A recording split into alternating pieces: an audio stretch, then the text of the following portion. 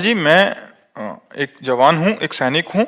आपके द्वारा जो सैनिकों के बारे में बताया है उसी की तरह चलने का प्रयास भी कर रहा हूँ और भजन भी कर रहा हूँ। मुझे आंतरिक शांति तो मिल रही है, लेकिन इस शरीर के संबंधी जिन लोगों से मुझे कष्ट मिला है वो जब सामने कभी आते हैं तब मुझे उनका बुरा व्यवहार मेरे दिमाग में घूम जाता है, जिससे मेरा मन अशांत हो जाता है। उस समय विचार कीजिए कि ये व्यक्ति बुरा नहीं है, इससे मेरे लिए बुरा करवाया गया है, क्योंकि मेरा कोई कर्म ऐसा था जिस कर्म को नष्ट करना था।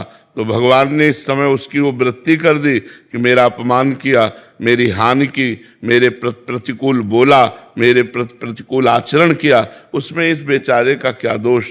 मेरा ही कर्म, निजकृत कर्म भोग सुन भ्राता। मेरा ही कर्म था, जिस कर्म ने मुझे दुख दिया तो उस पर गुस्सा न करे।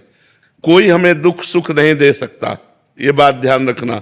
हमारा कर्म ही हमको दुख सुख देता है। वो किसी की खोपड़ी में बैठकर निमित्त किसी को भी बना ले, यार ये आदमी हमें पहचानता भी नहीं लेकिन हमें बड़ा सुख दिया। और एक आदमी है कि जरा सा धक्का लग गया, पिट दिया और बड़ा वैर और बड़ा विरोध खड़ा हो गया, वो कर्म हमारा। एक गौतमी नाम की तपस्विनी जंगल में रहती थी, महाभारत की कथा है, भगवान व्यास देव जी ने लिखा है।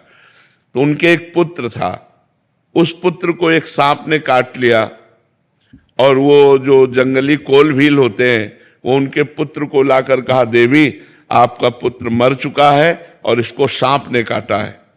वो बहुत तपस्विनी थी और मंत्रवेत्ता थी। उन्हें तुरंत सर्प का आकर्षण किया और सामने बुलाया और कहा, मैं तुम्हें भस्म कर दूंगी, तुमने हमारे पुत्र को मारा, ध्यान से सुनना।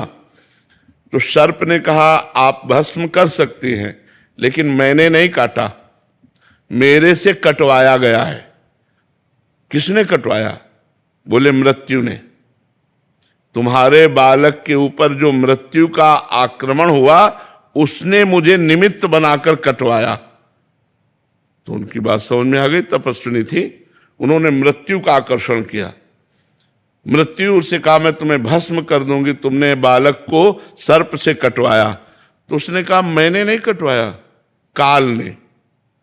काल के द्वारा मैं मृत्यु प्रेरित थी और मैं मृत्यु से प्रेरित होकर सर्प ने काटा, मैं तो एक निमित्त। मृत्यु ने कहा, वो तो काल है, काल का आकर्षण किया और काल महाबली भगवान का स्वरूप है। उन्होंने कहा, तुमने हमारे पुत्र को क्यों मृत्यु से प्रेरित करके, सर्प से प्रेरित करके कटवाया? तो काल ने कहा, हमने नहीं किया, तुम्हारे बालक के कर्म ने। कर्म से प्रेरित काल, काल से प्रेरित मृत्यु, मृत्यु से प्रेरित सर्प।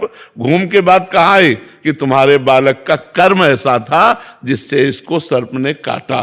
तो अगर हम विवेक के द्वारा देखें तो हमारा कर्म ही, वो बैठे किसी की खोपड़ी में, हमको दुख या सुख जो मिलता है वो निजकृत कर्म भोग सुन भ्राता, अपने किए हुए काम में फल मिलता है। तो कोई आदमी हमारे साथ दुश्मनी कर रहा है तो मेरे ही किसी जन्म का कर्म या इस जन्म का कर्म उसके दिमाग में बैठकर मुझे प्रतिक्षण दुख दे रहा है। इसलिए मुझे सहन करना चाहिए और उस व्यक्ति को क्षमा करना चाहिए, क्योंकि कर्म मेरा ही उसके ऊपर सवार है। ईमानदारी से सत्य बात मानिए, ऐसे कोई दुख सुख किसी को नहीं देता है। महाराज जी, ये बात दिमाग से निकल कैसे जाएगी? नाम जप करो, नाम जप करो, नाम में बड़ी सामर्थ्य निकाल के बाहर कर देगी। नाम जप करो, नाम जप।